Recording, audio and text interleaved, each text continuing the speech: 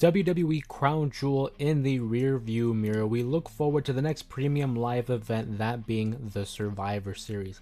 Now, if you're familiar with the Survivor Series, you know it's one of the big four main events that the WWE has to offer, but it has a rich history in introducing some of the key players in the WWE.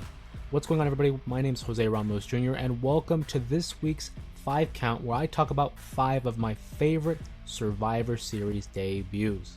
But before we begin my top 5 list, make sure you subscribe to the channel in order to keep up to date with all videos such as these 5 counts, as well as the J Area podcast and the post-show reactions that I release after Monday Night Raw and Friday Night SmackDown. Of course, with that being said, let's go ahead and jump right into it. At number 5, I have The Rock.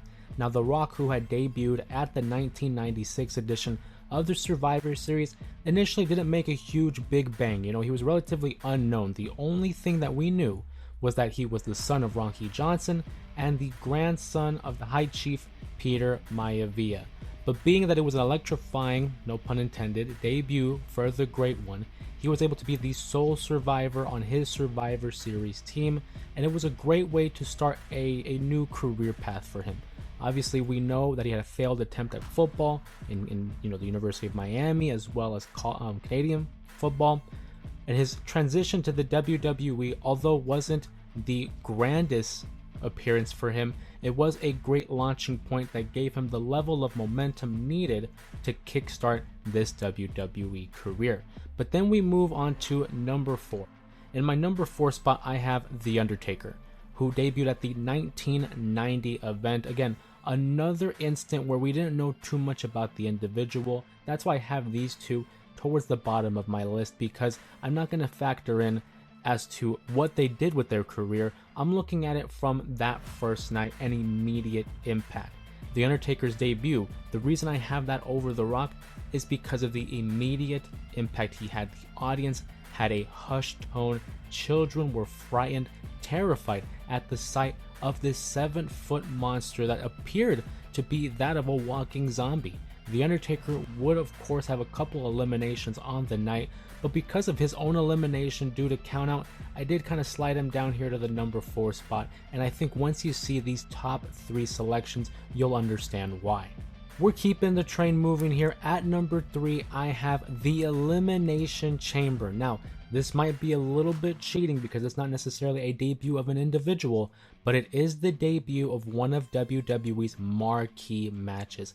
It's a matchup that we see as an annual tradition heading on to the road to WrestleMania, but here it was used as an opportunity to take 6 of the top stars that Monday Night Raw had to offer in 2002. Of course, those being Shawn Michaels, Triple H, Kane, Rob Van Dam, Booker T, and Chris Jericho, all in one chamber. It's well documented that it was a little bit of a tribute and variation to that of the Royal Rumble, the Survivor Series traditional elimination matches, and WCW's War Games. This matchup for me is still one of the best matches under the Elimination Chamber rules. I always look back and rewatch this matchup because it really set the standard and put a high bar for all Elimination Chamber matches to follow. And just remembering the iconic spots, whether it was the super kick by Shawn Michaels to Chris Jericho, all the way to the 5-star frog splash from Rob Van Dam that would actually crush the throat of Triple H, and all culminating in the World Heavyweight Championship victory for Shawn Michaels, his first world title win in over 4 years. But then we move over to number 2, and I talk about WCW and the War Games matchup. Who was the defining individual for World Championship Wrestling? I'm talking about the 2014 debut of the icon Sting, an individual who we did not think would ever step foot in the WWE. One, because of his rivalry with the WWE, but also because of their treatment of WCW stars, guys like Goldberg, Kevin Nash, Booker T early on. He wasn't really fond of having to come into a new company and treat it like second fiddle.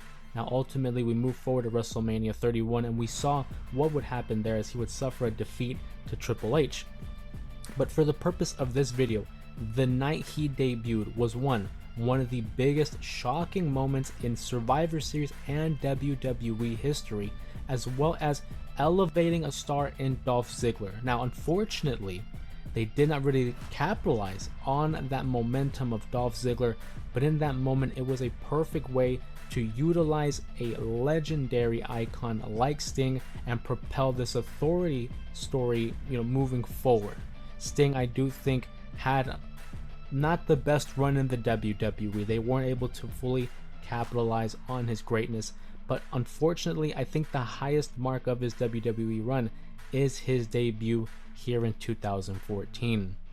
For the number one, my favorite debut in Survivor Series history, we go to the 2012 edition of the event, where three of the key figures in professional wrestling today debuted. I'm talking about Roman Reigns, Seth Rollins, then known as Dean Ambrose, now known as Jon Moxley, the three individuals that would be known collectively as The Shield. They would interfere in a triple threat match that involved Ryback, John Cena, and then WWE Champion CM Punk, and it created an immediate impact and allowed to really drive a level of energy into the WWE. This was one of the first instances that NXT's call-ups came up to the WWE and again created an immediate impact. That night alone left us with two important facts. One, it was the night that CM Punk was able to sustain a 1-year title reign as the WWE champion, but it also created a great level of buzz as to who these three individuals were and would become. Now, I know I talked about let's look at it from the night of, but when you look at how these three men have shaped the current state of the WWE and AEW, just professional wrestling in general, I don't think it can be understated or overstated how much of an impact this debut has had on the industry. And hey, that's my list for my 5 favorite debuts at the Survivor Series, but I want to go hear your guys' thoughts and opinions. If you guys enjoyed this 5 count, please give the video a thumbs up. Comment down below who's your favorite debut at the Survivor Series, and don't forget to subscribe to the channel in order to keep up to date with all the videos that I publish here on YouTube, as well as the post-show reactions and the podcast as I mentioned. And of course, my name's Jose Ramos Jr., and I'll see you guys in the next one.